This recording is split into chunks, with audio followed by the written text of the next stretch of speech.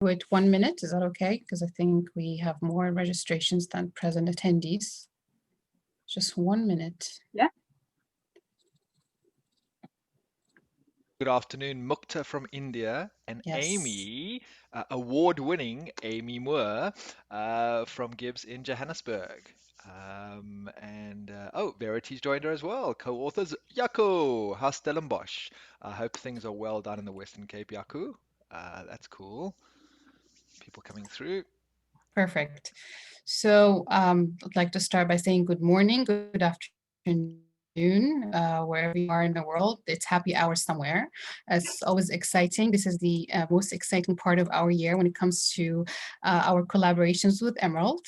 It is that time of the year again, something to look forward to and something we hope this year we have so much, Emerald has been working so much behind the scenes to be more inclusive, to be more innovative, and I cannot wait to hear about your reactions once you hear what they have to say today.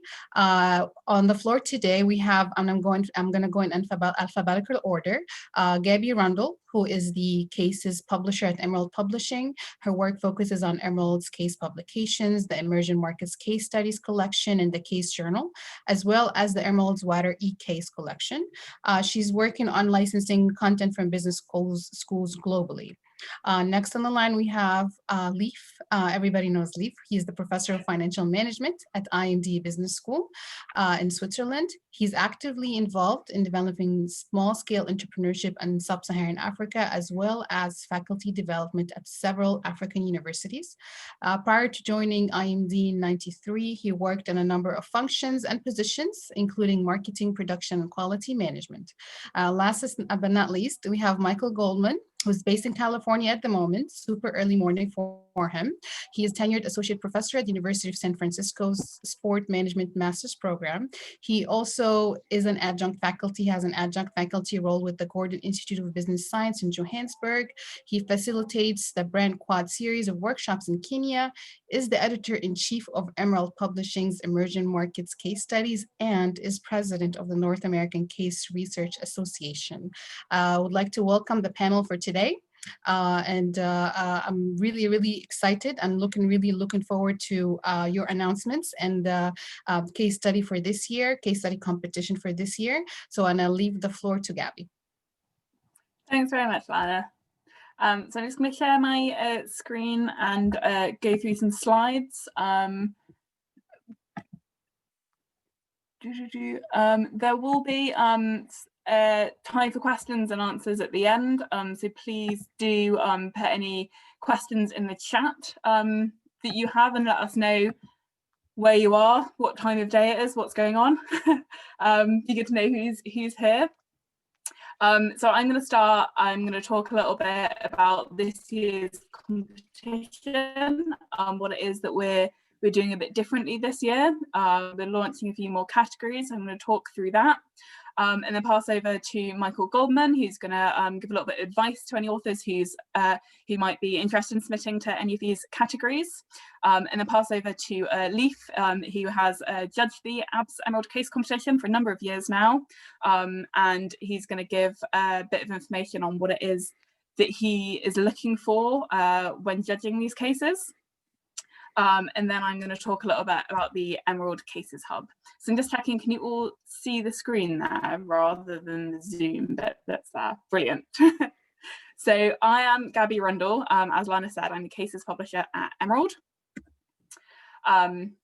So this year for the competition, we are launching two brand new categories for authors to submit to, as well as making some changes to the kind of best case category that we have always done. And so the reason for making these changes is we want to increase the countries we see submissions from, so to really kind of increase engagement in this case competition and case writing generally across the region. We want to promote case writing and teaching across Africa. So again, it's not just kind of that focus on just case writing output. We want to continue to receive submissions from the leading African business schools, which is something that we've always done well with this competition, and the collaboration with AABS really results in some really great submissions from leading South African business schools. But we also want to allow writers with less experience to gain credit and skills in case writing. And then finally, as I kind of touched on, also to recognise teachers as well as authors in the region. So the categories that I will go through in just a second, we have the best case category, which is what we've traditionally kind of had as the main focus of this competition. And then we're also launching the 2 new categories, the best case proposal by a new author and the Case Teaching Impact Award. So the first award I will go through is the Best Case Award. So this is, like I said, kind of the focus on the competition historically. But for the first time, we're pleased to announce we will be accepting French language cases to this category, thanks to the support of AABS. So as normal, any case submissions made in English will be considered for international publication in the Emerging Markets Case Studies collection. And if the winning case is a French case, AABS are kindly going to work with us to translate this into English, and we will publish, following successful peer review, both versions of the winning case. So the French, the original submission in French and the translation of that case into English in the Emerging Markets Case Studies collection. And authors of any French language submissions to the competition will be invited to submit an English language translation of that case for consideration in EMCS following the judging process. So we will continue to kind of consider all submissions, English language submissions, for consideration in EMCS. So I will talk a little bit more at the end on how to submit to each of these categories. But just quickly on this, submissions in English are made as normal if anyone submitted before to the EMCS collection. And you're asked at one point in the submission process if you're selecting to a competition. And French submissions will be made via email, and there's a form that I will link to at the end. I can put a link to that in the chat. So the French language submissions will come via email, and the English submissions are the more standard process we have had before. And so the first new category that we're launching for this year is the best case proposal by a new author.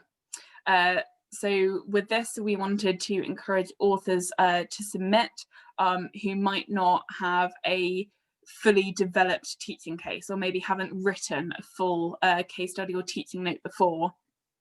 So any author based at an African business school who has not previously published a case study in an ISSN registered publication is eligible to submit. If there's any kind of doubt, if you qualify, my details, I can, again, I'll link to that in the chat there at the first slide there. And the author must have the intention and willingness to work with our EMCS editorial team to develop their case study proposal into a full case study and teaching note. So the prize for this is $250, plus the top 3 submissions will also receive detailed feedback on their proposal from members of the EMCS editorial team. And we're offering a number of mentoring support sessions. So that's the winner, and the next few submissions are still eligible for that mentoring support as a prize to this submission.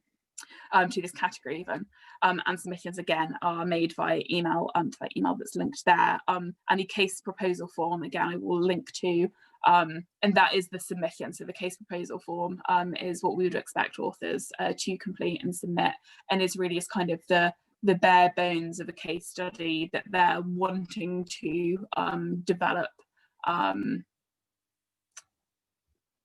Yeah, so it's a form that's linked to on the Emerald competition page, and submissions will be made via email again. And then finally, the Case Teaching Impact Award. And this award is designed to celebrate the impact of teaching cases in the region. And we wanted to offer recognition to faculty members who teach cases, as well as those who write cases.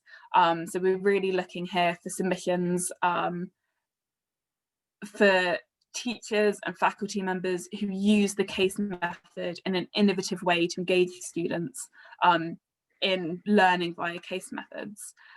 So the prize for this is $1,000 and promotion of their teaching case via Emerald Networks. So the format of this would depend on the winner's preference, but we want to kind of promote the innovative teaching method of the winning submission here.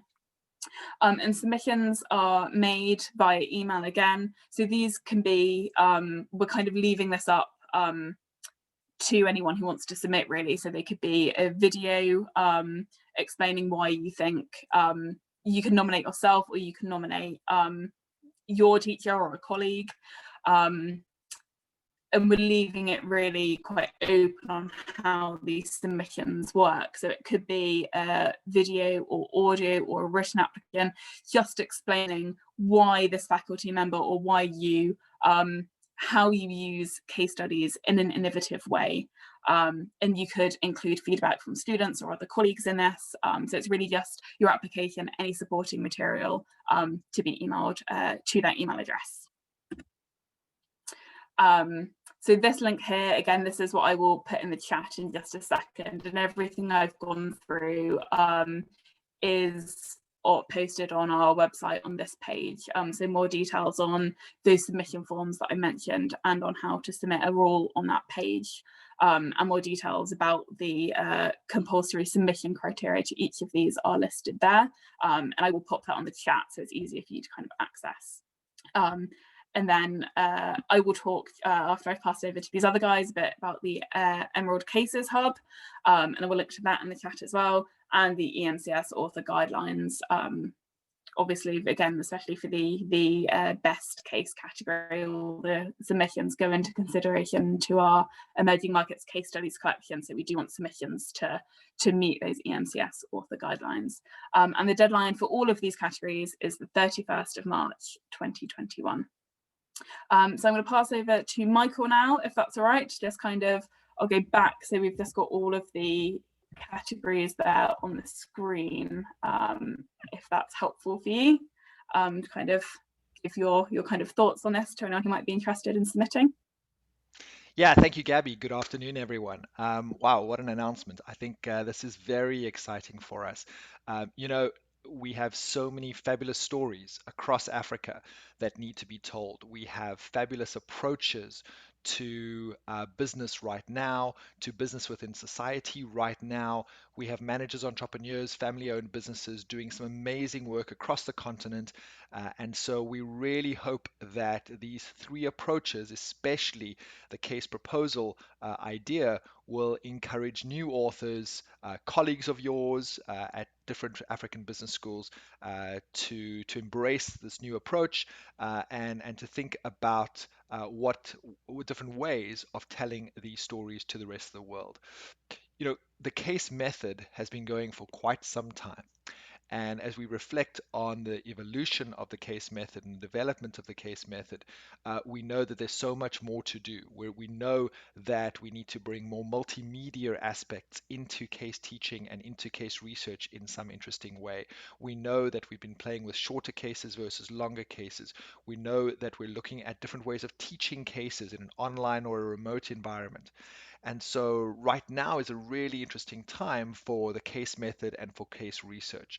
So I'm very excited to be part of this process. I think that all three categories present really interesting opportunities for authors based in Africa to think about displaying their work, showcasing their work, and really extending what they do. I think for the first category on best case, obviously the opportunity to publish in more than one language, and especially to think about Francophone Africa, is critical for us.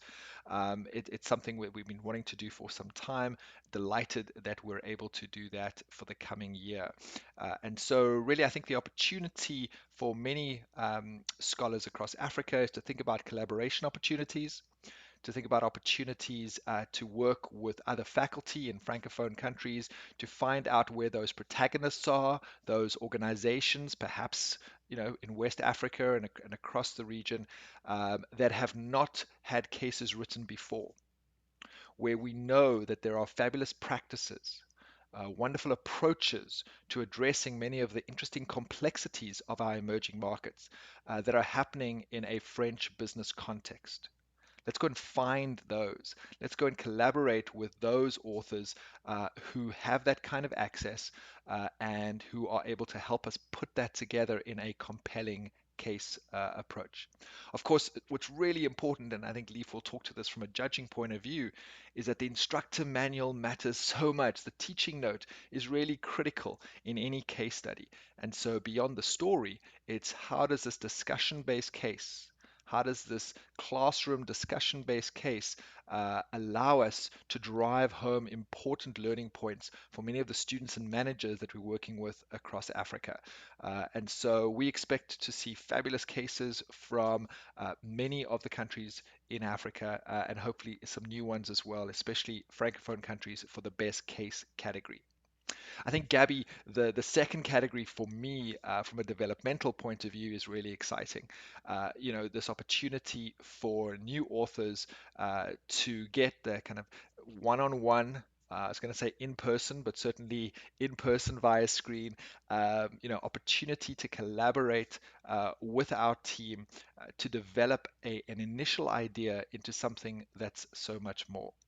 And I think for those of you on the call, early on in your careers or early on in a case writing experience, if I think back to some of my earlier days at Gibbs some years ago, um, it's a little bit unclear how this all works. It's a little bit unclear, perhaps, for some of you on the call, how you actually go about crafting and developing the case.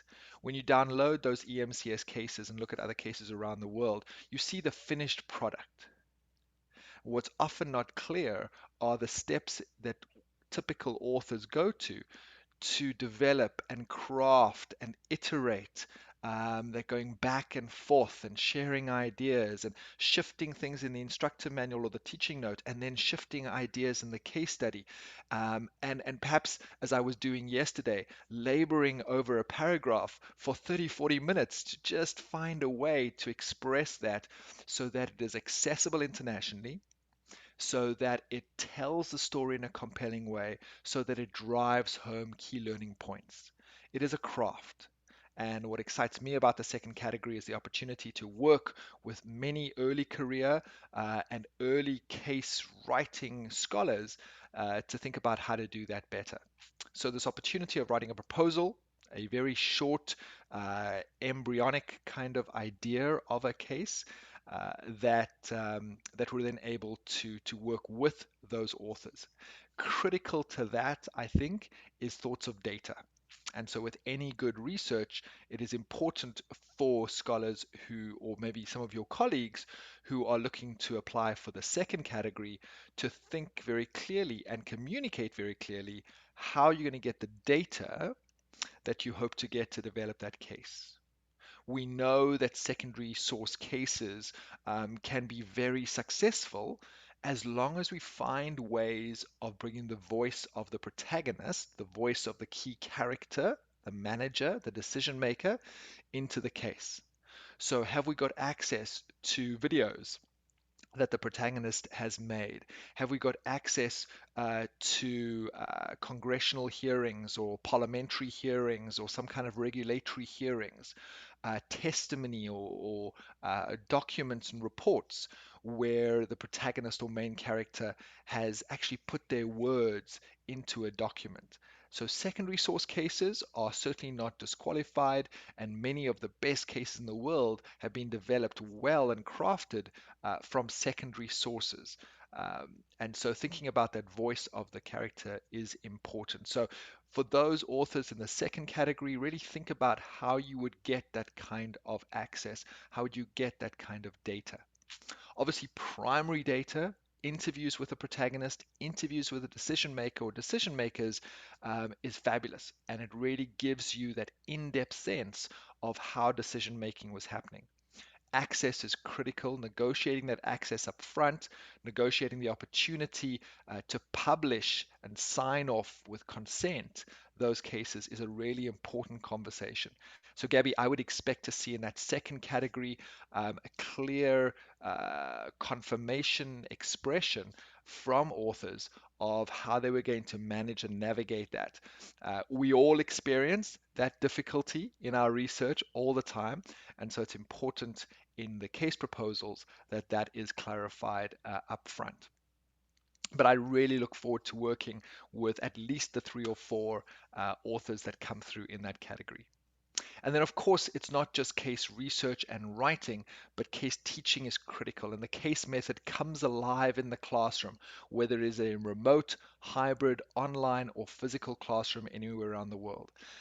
And so we're very excited about the impact that these awards can make to recognize great case teachers. We have some of the most engaging and compelling case teachers on the continent that I've ever experienced before. And certainly growing up in Africa, that was my education into case teaching and case writing. And so I know we're out there, and I know that there are some wonderful examples that we're going to get. This idea of innovative case teaching, I want to spend a few moments on. As I said, the case method continues to evolve. And especially in 2020 and 2021, as we all face these difficulties and have to adapt to this new environment, I think there are opportunities to recognize those of us, those amongst us, who have thought in different ways about using cases comprehensively. Those of us that are using cases more than just examples in the classroom. Those of us that are using cases to make theory come alive, to make concepts and frameworks come alive for students, for executive education students, for undergrad students, and everything in between. For those of us that are thinking about integrating multimedia content and student work into a case conversation. So I think it's really important that we acknowledge how cases are used in the classroom and how instructors are thinking about different ways of facilitating that learning. We talk about case teaching, but Gabby, I think one of the implicit aspects of this third category is the facilitation of learning. And I want to make that point because sometimes those are those are a little bit disconnected. Absolutely. Uh, and so I think it's important that applicants for this award express very clearly in their submissions the extent to which there's evidence of the facilitation of learning, right? Um, we know that in the past, in a typical MBA classroom in some of the best business schools across our continent, it's been the sage on the stage. It's been the one person standing in the middle and entertaining a crowd, right? And using a case as the platform to do that. I think we want to go beyond that. And we want to look for faculty instructors who are able to use a case to really facilitate learning. And so I think this may be a challenge for many of us to think about those measures, think about some kind of indication of how learning was facilitated. And I think it's important, as you saw on the slide there, as your slide expressed, Gabby, the idea of putting a video together, getting testimony, getting input from the participants in that learning process, the students, colleagues, and others, dean support. I think we certainly want to see a number of those aspects. So those are some of the comments from my side. I think these three categories really extend this competition. I want to thank Gabby and the Emerald team for really kind of thinking about how to take this further. And I want to encourage all of us across the continent to think about how do we take advantage of these three categories? How do we further case research, writing, and teaching with many of our colleagues across the continent that we may not yet be working with? Here's the opportunity to reach out, to collaborate, to create intercontinental, right, collaborations and author teams and perhaps even teaching teams across the continent. So yeah, I'm looking forward to that March deadline and to seeing what submissions we're going to get this year. Brilliant. Thank you so much, Michael. That was really useful.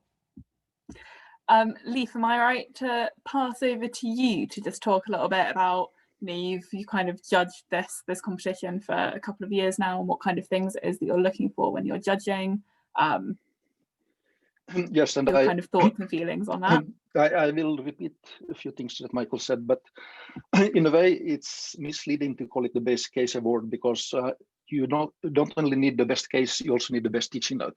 And the teaching note is usually the weak point. There are many good cases, there are not many good teaching notes.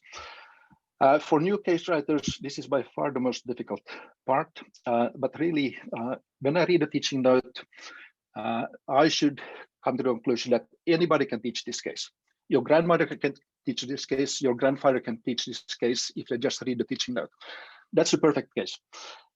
If you're not sure, or if you're a new case writer, read one of the award-winning teaching notes. Take a look at what's in there. And this leads to my second point. Usually a case should not be too long. So try to write it short. The teaching note you can make as long as possible. And I always give a general rule that if the teaching note is 4 to 5 times the length of the case, that's exactly what I'm looking for. In the teaching note, a good teaching note, don't just talk about the teaching strategy, talk about alternative teaching strategies.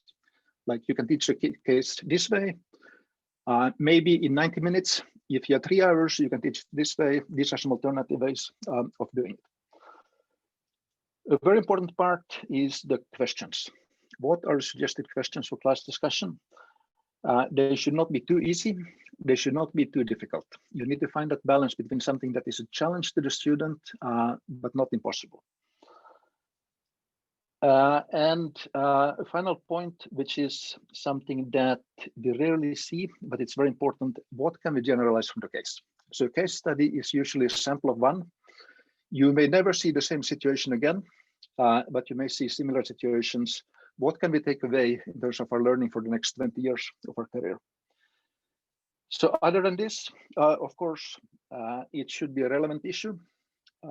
It should ideally be controversial, because if it's controversial, we will have disagreement in the classroom, and everybody will learn more and remember more from the case. So these are my major points. I'm happy to take questions.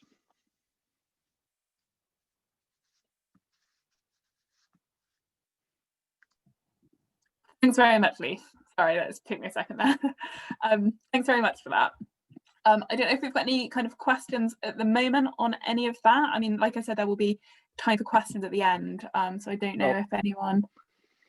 So I think we have a question from Jaco. He's asking if participating in the AABS competition means that the cases signed over to EEMS for exclusive publication. So yes, so submission to the best teaching case category, and I suppose also the best case proposal, when we talk about there needing to be the intention to develop that into a full case study. The intention of this is that we would publish these cases in the MCS, and so we do require authors to publish a copyright transfer agreement for that. I don't know if there are any other questions. I also believe Mr. Mutalib Lawal had a question. He lifted his hand when Michael was who's talking. Do you still have a question, or has he answered? I can allow you to talk. Okay, right. So shall I will share my screen again, and I'm going to go through the Emerald Cases Hub, and then we can kind of come back to questions then, if I can just do this. Go for it.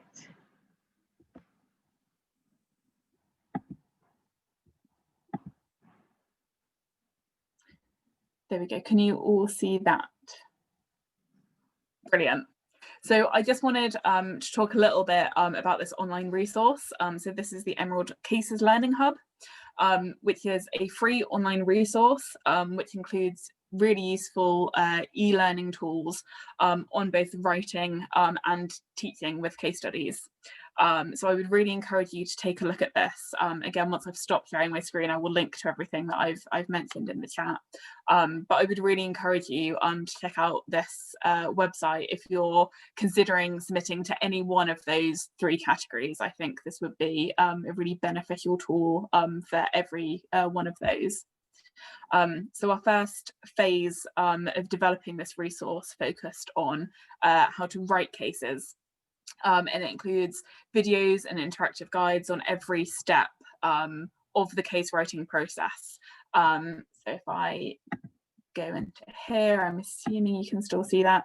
So it goes through the whole process. So we start off there with identifying a need and getting ready to write. So under this one, you can see there are 5 topics.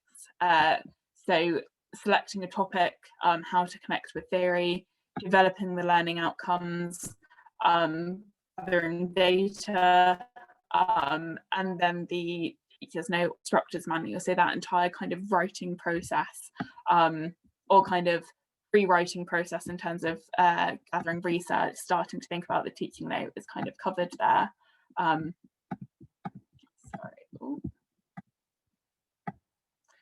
Let's go back into writing a case study, and then further modules include actually sitting down and writing the case study. So how to structure the narrative, how to write discussion questions, which, as Leif mentioned, particularly important, and generally tips on how to structure and develop the teaching note.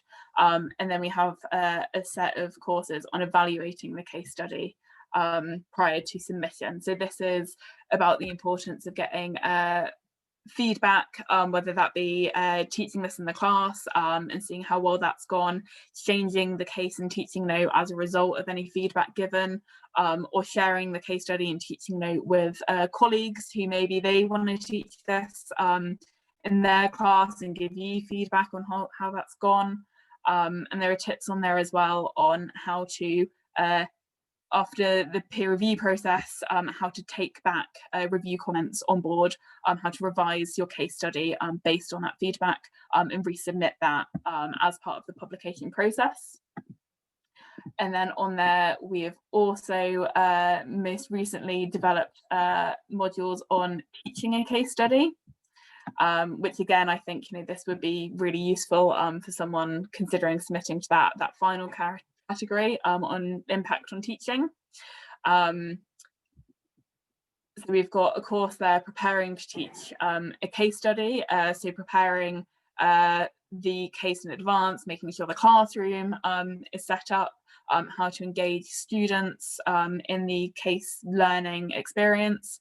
And then finally, we added the teaching cases online module. Obviously, as you are all aware, you're all in this situation where probably at very short notice, you're all required to move your classes online. So we've got a number of faculty who contributed to that module on how to teach online, whether you're moving cases that you've taught in the classroom for years, how to move that onto an online environment, or maybe finding new cases that are potentially better suited to that online teaching.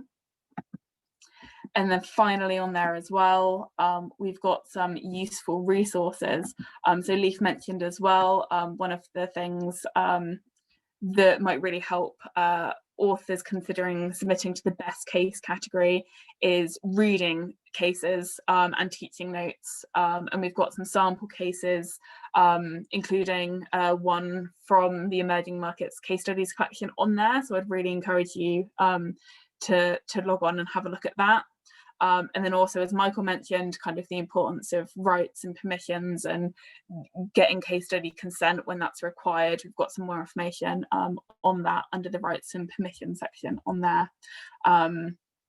So I would really encourage you, like I said, I think there's really useful information on here for each one of those three categories. So I would really encourage you to log on and have a look at that. So I'll stop sharing my screen now. And we'll link to that in the chat. So like I said, that's free for anyone to log in and create an account for. And I would really, encourage you to log in and have a look at that. So I will be quiet now and get some links in the chat. So I don't know if there were any other questions at all. Yeah, I see some through the chat here. Let me pick up on some of those if that's okay. There's a bit of a summary of some of the questions. So Amy in Johannesburg, I think, this afternoon, in terms of referencing literature in the instructor manual, the teaching note, the quality of the sources, Amy. So I think the question there is more about the appropriateness and relevance of the sources to the frameworks being taught in the teaching note. I think you want to aim for a mixture of the kinds of sources that instructors would typically be using. And so, I think it makes sense to look, if you're teaching in a marketing class, for example, what are the typical textbooks or course content that faculty would be using. Again, as Leaf says, that it's easy to pick up that case and go and teach it. But at the same time, to your point, integrate recent and relevant literature to go beyond perhaps the textbook, and draw in some recent frameworks and guidance for managers. So Amy, I guess the answer is not specifically in terms of quality publication lists. It's not a case of it is a doctoral piece of work where it's about the quality of your sources that are integrated into a lit review. It's much more about the kinds of sources for the kind of level that you're writing the teaching note. Is this an undergrad class, a grad class, an executive education class? Think about the kind of resources that would be most accessible and appropriate for instructors to use in that class. And again, the important thing that Amy raises there in the question is what kind of references or sources should we be using? Now, in the case, remember, we don't put academic sources typically. Our secondary sources in the case narrative are typically media reports or industry reports, or those kinds of research documents, more industry practitioner focused documents that we're using as secondary sources. But in the teaching note or the instructor manual, that's much more of a scholarly document, and that's where we're bringing and drawing from both teaching resources, right? So textbooks or specific articles that we would give to students as pre-reading. Those would be the kinds of publications that you'd want to see referenced and sourced in the teaching note or the instructor manual. I find that sometimes in the cases that we receive, and as Leaf says, the teaching notes and instructor manuals that we receive, sometimes there's just a long list of references or resources. And so what I encourage authors to do is break that up a little bit and be much clearer for instructors.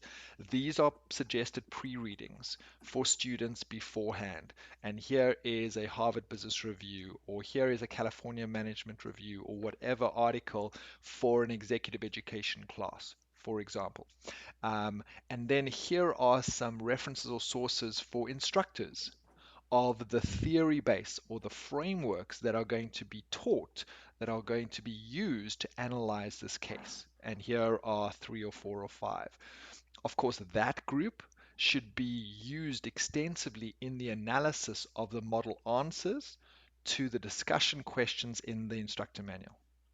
So as Leaf says, the questions in your instructor manual are very important. Those discussion questions that are often at business school given to students as preparation for the case conversation, and are often used in the classroom in a slightly different way, perhaps as trigger questions, perhaps as what they said, Harvard pastures, different sections of a case conversation in the classroom. Those are questions that are used to move from one pasture or one section onto another. Those questions are really important, and in a comprehensive, well-developed teaching note, you would have model answers to those questions. So it's not enough, unfortunately, just to provide the questions and hope for the best. We need to develop really great model answers that then integrate the kind of literature that we would be using in a typical classroom. So Amy, I hope that helps you in terms of the kind of publications. And then Leaf, I see Yaku has a question here for you about developing a case only from a or for a specific theoretical field. Yes, excuse me. The majority of cases tend to be focused. So for example, if you are a marketing professor, you may have a case on distribution for the simple reason that it's easier to do, easier to find cases like that. I love to see integrated cases that have multiple uses and multiple perspectives. There are very few of them. Please submit one. Yeah, and let me just pick up on that point for those scholars, those colleagues who participated in the recent NACRA conference, recognize that different networks, different competitions have a slightly different focus. And so if you participated in the NACRA conference some weeks ago, you'll know the key word there is focus, focus, focus. And so Leaf's guidance is a bit of a departure from some of that NACRA conversation. And so for the AABS and Emerald competition, for the kind of cases that we are open to and welcoming in this context, the idea of integrated cases, multidisciplinary cases, drawing on different perspectives in the classroom, more of a real, emerging market complexity in a typical classroom, those are certainly welcomed. And so for those who are involved in multiple platforms around the world, recognize that there are some differences between different groups and different networks. I see there's some other questions coming through here. Gabby. Yes, we've got a question. Can one case be submitted for all three categories? So I'm slightly confused, a little bit confused by this question. So we've not got a limit. If an author wants to submit to more than one of those categories, that's fine. So if you were wanting to nominate yourself for the Teaching Impact Award and also wanted to submit a case study for the best case, you can do that. But submitting one case for three categories, I would say, I'm not quite sure what this question is. So if you mean doing a case proposal, submitting a best case proposal, but then also being able to submit that as a written case, I would suggest you would kind of only want to do one of those. If you have a case that's more developed, you would be able to submit that to the best case category. And then if you had a secondary case, again, as long as you're not a published cases author, you would be able to submit that as a proposal. But if you have kind of already developed the case you have an idea on into a full case study, I would say it's not really kind of appropriate to be submitting that as a proposal as well as a case. Let me know if that hasn't kind of answered the question. I don't know, Michael, if you've got any. I agree, Gabby. I think Mochadisi, the idea here is that the three submissions are very different. So the typical submissions for the best case, a well-developed case and teaching note that has been tested in the classroom, that is finished, is wrapped up, is polished. That would be an appropriate submission that we'd encourage for the best case award, right? As we typically do every year. The best case proposal, Gabby, it's a page or two, right? And so it is. It's much more of a short, summarized, early indication of what the case could be. And so it would be for a case that has not been developed. It would be for authors who have, they may have developed more substantial cases, but they have not published these, as Gabby mentioned. So they are a unpublished author, and they are putting together an idea of the kind of case they'd love to write. And so that 2-page is very different to, as Leaf suggests, a 20 to 30 page full case and teaching note. And then the third submission is not a case at all, Mochadisi. The third submission is some kind of evidence, a portfolio of evidence to support recognizing you as a great case teacher, as a great facilitator of learning through the case method. And so that would probably not include a case submission. It would be much more about how you teach cases in the classroom, and letters or notes or video testimony from students and colleagues and deans. And let's see you in the classroom, Mochadisi. Let's get a camera in there and see a bit of a demonstration lecture, and let's see how you use it. Perhaps some personal reflections from you of how your case teaching has developed over the last 2 or 3 years, and how you've navigated much of the uncertainty and complexity that many of us have faced as a result of the pandemic. That would be the kind of submission that I would expect for the third award. Thank you, Michael. And then I see a question from Francis here. Would a newly written case study that has just been piloted in one class qualify for the teaching competition? So Francis, as I just mentioned, probably not. I don't think that that would be a compelling submission for a recognition of case teaching.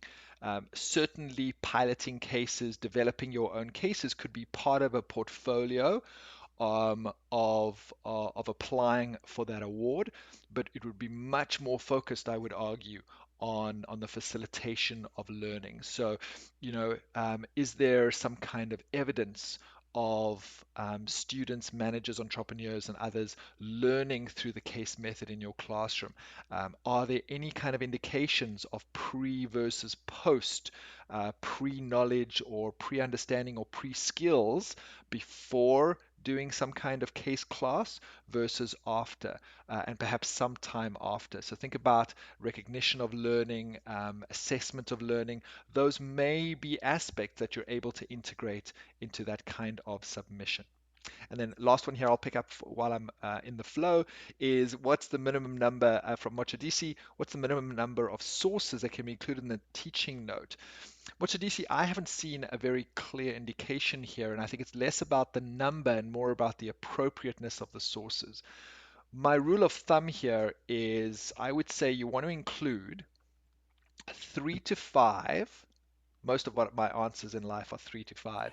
3 to 5 pre-readings. What are those accessible articles, accessible resources? And by that I mean typically not our default research papers that Leaf says your grandmother will teach the case. In my case, perhaps my mother will read that academic article that I published that no one else on the planet might read. Those are less accessible and typically not the papers, resources that we provide to students. So those pre-readings that would be included in a course pack, in a syllabus that we want our students to work through. Pre-readings. And so again, 3 to 5 of those I think makes sense. Mochadisi, I would then probably go a little bit more than that, maybe 5 to 7 references, sources to support the application of frameworks, application of theory in the model answers. I think if you're giving less than 5, it's probably a little bit light. But again, it totally depends on what you're doing. But that would be my rule of thumb. I would say 3 to 5 pre-readings, 5 to 7 more academic, more theory-based sources to support the application of theory in the model answers. So Mitsubishi, I hope that helps. And as Leaf says, download some of those winning cases, see how many of our colleagues across the continent have developed great teaching notes by integrating recent and relevant literature. Thanks very much, Michael. We've got another question here. Sorry, I don't think we've covered this one. Is it possible for cases written by a team of authors or researchers to be submitted to the second category? So the second category being the proposal.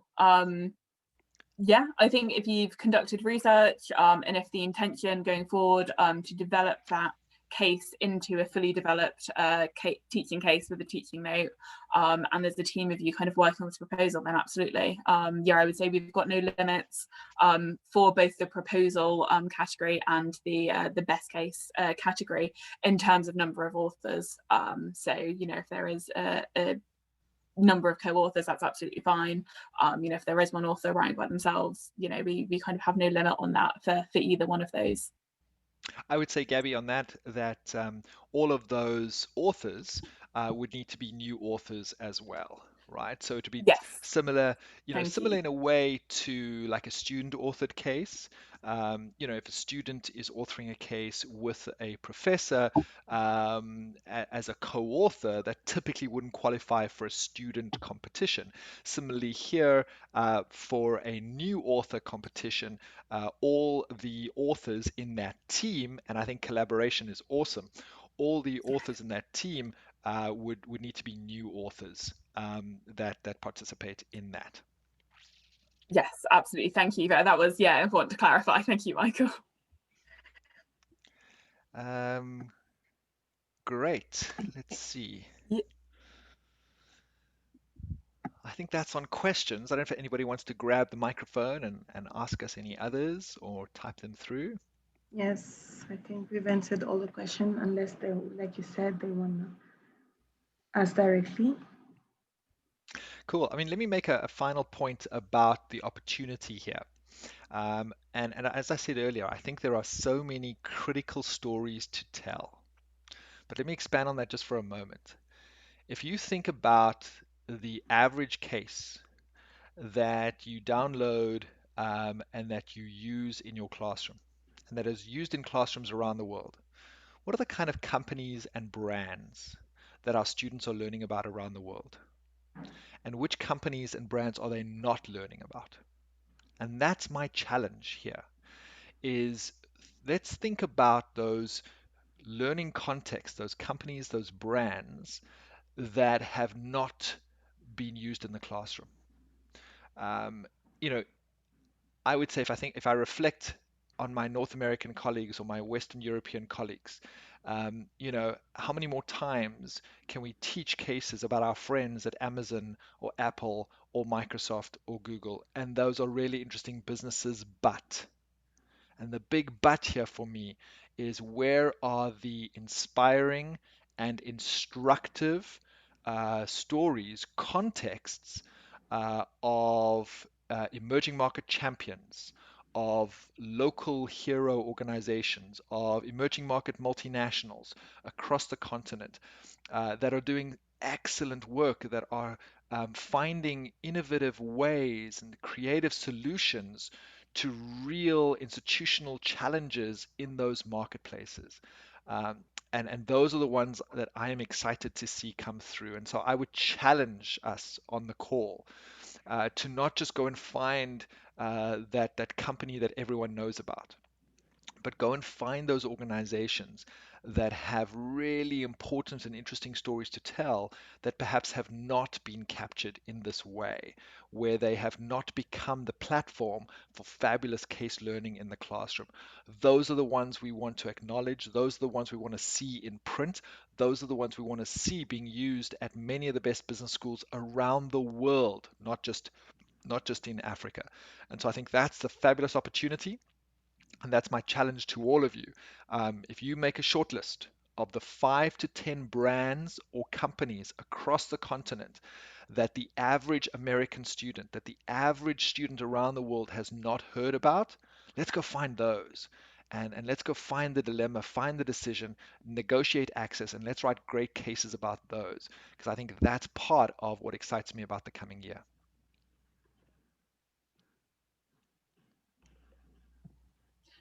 Thanks so much, Michael. I don't think any more questions have come in. So yeah, I guess I just wanted to take this opportunity to thank everyone for attending today. And thank you so much, Michael and Leif, for joining us and providing your input on this. And I just want to kind of share again, I'm really excited about these kind of the new categories, the changes to the way we're kind of running this competition. So yeah, just really excited and kind of see the types of submissions that we get to this. I've just popped my email address in the chat, so if anyone has any questions that either we've missed or you think of after this, please do reach out and let me know. Thank you, everyone. Thank you, Gabby. In the name of AABS, since Lana is not here, this was a really great session. And yeah, good luck to all the case writers, I guess. Brilliant. Thanks very much. Bye. Oh, the recording will be sent via email along with all the email addresses and the links that will be useful for case writers. Brilliant. Thank you. Thank you, everyone. Bye. Bye, Michael. Bye, Gabby. Bye, Leif.